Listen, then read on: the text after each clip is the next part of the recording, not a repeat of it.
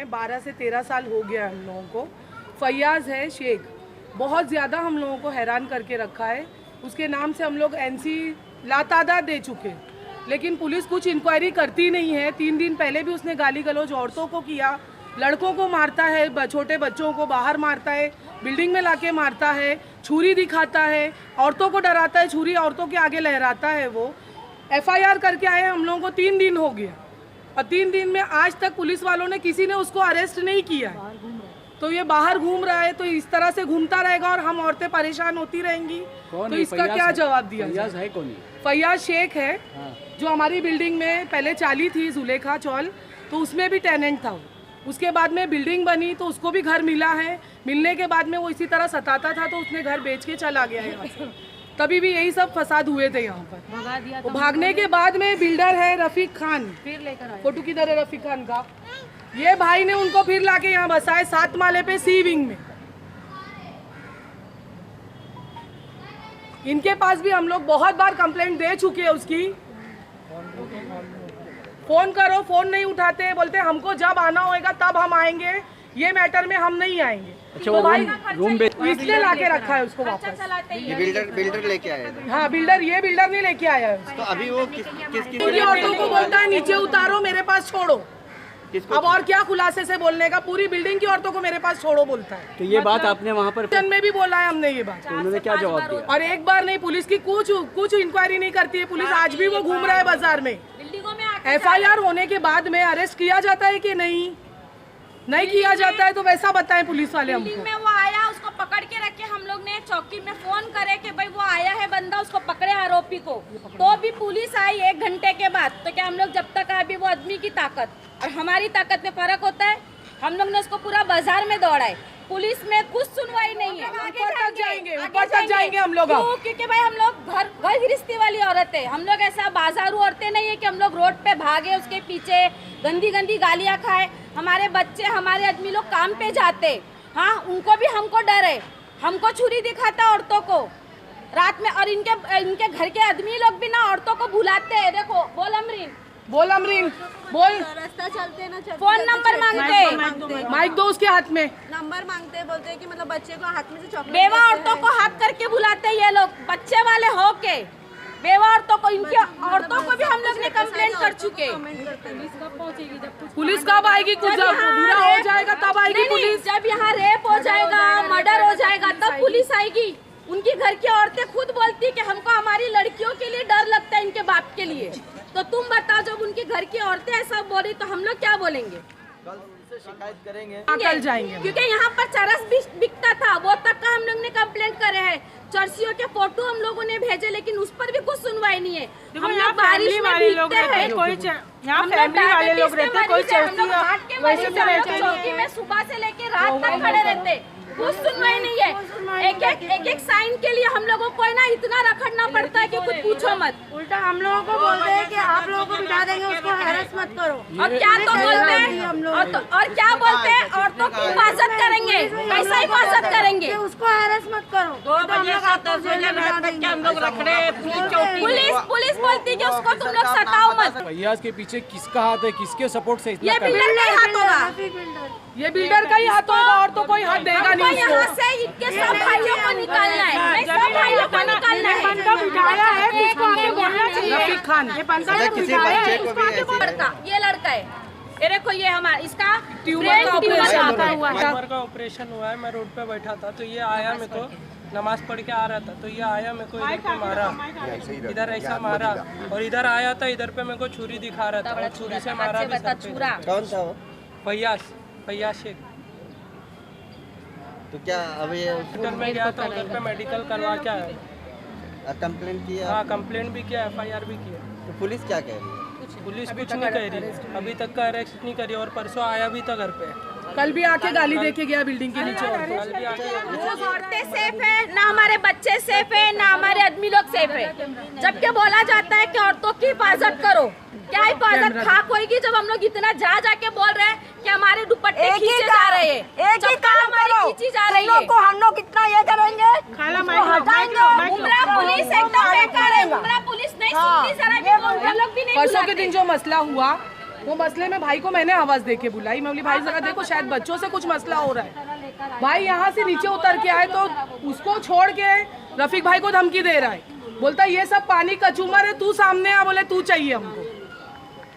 तो ये आखिर इसका क्या मुद्दा क्या है, ये क्यों इस तरह से कर रहा है?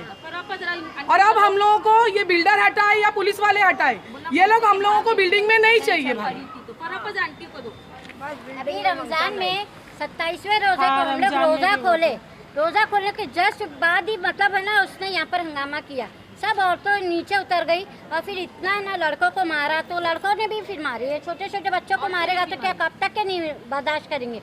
मारे और फिर चौकी गए और चौकी में कुछ सुनवाई नहीं हुई। और ये है ना ये वहाँ पर चक्कर खा के बेहोश हो गई। 20-25 हम लोग सब गए थे, बेहोश हो गई थी ये वहाँ पर। तो पुलिस क्या बोलती है कि इनको लेकर जाओ हॉस्पिटल, लेकर जाओ, यहाँ से लेकर जाओ, ना तो तुम लोग को अंदर डालेंगे। ऐसी हालत थी मेरी, ऐसी हालत थी, लेकर हम लोग वहीं पर बैठे हुए थे।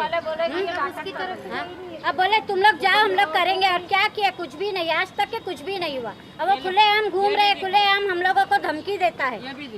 ये बिल्डर ने लिखवा के लिया था हम लोगों से कि आप लोग बिल्डिंग वाले सब साइन करके दो तो मैं इसको हटाता हूँ। पूरा मुमरा है। ये 3 साल से ऊपर हो गया इस चीज को, आज तक बिल्डर इसको हटा ही रहा है।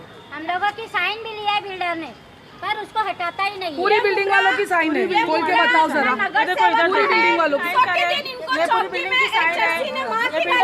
खाली करा खुला मेरे को गाली बका है चर्सी ने, चौकी में खड़े होके। तब पुलिस ने क्या कर ली जब वो चौकी के अंदर खड़े होके गाली बक रहा था। औरतों को बोलता है मेरे नीचे आओ, ये आएंगे।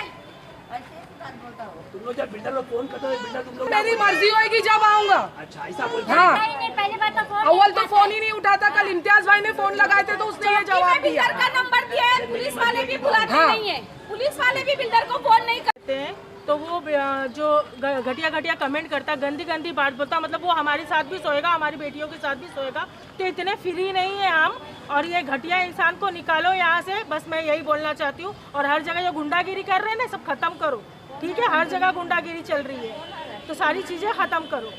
अच्छा, अगर जैसे क्या बस वही रोड पे आगे बढ़ेंगे और अपनी आवाज जारी रखेंगे, हम बोलेंगे। हमको ये सब नहीं चाहिए। कोई भी अगर आपके साथ ऐसा कोई बात करता है आपकी फैमिली के साथ में कि हम सोएंगे, तो आप कैसा रिएक्ट करेंगे वो बताएं। ये अभी का नहीं मेटल है ना, 15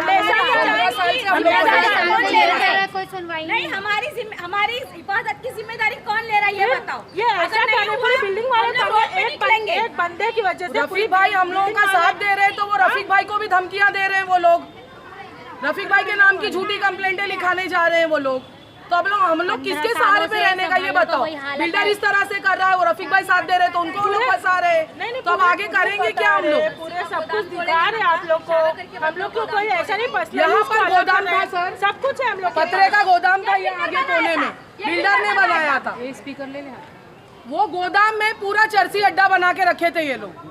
तो वो गोदाम को हम लोग दोनों ने बैठ के तुड़वाए हैं, रेशमा और मैं, क्योंकि भाई सभी के घर में यहाँ बाल बच्चे वाले और बिल्डिंग हम लोग दोनों संभालते, तो ये हमारी जिम्मेदारी है। बिल्डिंग के लड़के आके बैठेंगे नीचे तो बैठने का नहीं, और चर्सियों को जमा करके गोदाम में रखते थे वो लोग सबको। देखिए कैसा है, ये सबसे पहले जुलेखा चाल थी। चाली को तोड़ करके बिल्डिंगें बनी। तो चाल के बहुत सारे पुराने लोग हैं यहाँ पर, जिनको रीडेवलपमेंट के हिसाब से रूम मिले। अब उसमें कुछ लोग रूम लेने के बाकी है। जैसा देख सकते तुम लोग, सर काम अधूरा है बिल्डिंग का, आगे का ये फ्लोर पूरा हिस्सा बना नहीं है। तो थोड़े तनाज़े हैं लोगों के, लेकिन वो बिल्डर के साथ है।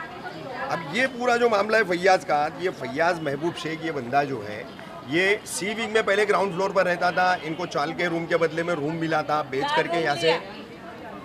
करके यहाँ से चले गए। अब उन्होंने और बिल्डर ने क्या दोनों के दरमियान क्या उनका मुआहिदा था, क्या करार था, वो लोग जाने। अब उनका कहना है ऐसे कि बिल्डर उनको और रूम देना है, बिल्डर ने उनको रूम दिया नहीं है, तो ये बिल्डर का उनका मसला है। अब उस मुद्दे को लेकर के बिल्डिंग वालों से लड़ना, बिल्डिंग वालों को गाली गलौज करना, और किसी भी बहाने यहाँ पर अगर बिल्डिंग के बच्चे, अभी ये लॉकडाउन है पिछले 6 महीने से चल रहा है, बिल्डिंग के बहुत सारे बच्चे कॉलेज गोइंगे, स्कूल गोइंगे या काम पर जाने वाले हैं, लेकिन कहीं अभी जा नहीं पा रहे, तो यहाँ बिल्डिंग के नीचे बैठे रहते हैं। हमारी बिल्डिंग के बच्चे, हमको पता है, हम सब लोग की नज़र रहती है उनके ऊपर। अगर वो किसी बाहरी आदमी को लाते हैं या कोई इधर गलत अगर हरकत करते हैं, तो हम लोग खुद उनको टोकते हैं, डांटते हैं, ज़रूरत पड़ने पर मारते भी हैं। उनके माँ बाप को हम बोलते हैं तो वो लोग उनको वैसी सज़ा देते हैं। अब इनका कहना ऐसा है कि हमारा यहाँ से जो पतरे के रूम की बैठक थी वो बिल्डिंग के लोगों ने बंद करा दी, हमारा अड्डा था वो बंद हो गया, अब हम बिल्डिंग वालों को तकलीफ देंगे। अक्सर ये लड़ते रहे, कभी मैं इन लड़ाइयों में बिल्डिंग वालों के साथ शामिल नहीं हुआ, सारी चीज़ें मेरे सामने होती रहती थी, मैं देखता रहता था। मुझे जो है फराह आपा है, रेशमा आपा है जो सीविंग का पूरा देखते हैं, दोनों अक्सर सारी चीज़ें बताते रहते थे। लॉकडाउन था, रमज़ान महीना था, रमज़ान महीने के चलते जो है कुछ लोग आए थे, उस वक्त उसने यहाँ पर औरतों के साथ बदज़बानी की थी और पूरी बिल्डिंग को, जो कि मैं खुद मौजूद था और मैंने भी सुना था, तमाम औरतों को जो है मेरे साथ ला करके सुलाओ इस तरीके की अभद्र भाषा का उसने इस्तेमाल किया था, मैंने खुद सुना था। तो उसके बाद मैंने जो है फिर इसमें शमूलियत की, मैं इसमें इन्वॉल्व हुआ कि भाई जनरल जो है अगर किसी एक व्यक्ति से तुम्हारा झगड़ा हुआ है तुम उससे लड़ो, तुम पूरी बिल्डिंग को किस हिसाब से सबको माँ बहन को कैसे गाली देते हो। उसके बाद जो है लॉकडाउन की वजह से सिर्फ एनसी हुई, पुलिस ने कोई लॉकडाउन था उनके ऊपर काम का भी बोझ ज़्यादा था तो इतना ध्यान नहीं दे पाई पुलिस उस वक्त। लेकिन अभी ये पिछले शुक्रवार को जो मामला हुआ है जुम्मा के दिन, वो तालिब करके लड़का जो है बाहर बैठा था, उसको वहाँ पर उसने पकड़ा, वहाँ से एक हमारी बिल्डिंग के आदमी ने छुड़ाया उसको और उसको यहाँ भेजा, यहाँ पे बिल्डिंग के नीचे आके बैठा है। यहाँ आने के बाद उसको चाकू से वार करने की कोशिश किया, उसके बाद उसका बड़ा भाई अय्यूब भी मौजूद था और फिर उसको चाकू की मूठ से जो है ब्रेन ट्यूमर का जहाँ ऑपरेशन हुआ है सर में, उसी जगह पर उसको मारा। अब हम लोग जो है, मुझे फराह आपा ने घर से आवाज़ दी है, मैं नीचे उतरा तो मुझे देखते ही मुझे धमकाने लगा कि मैं तेरा मर्डर कर दूंगा।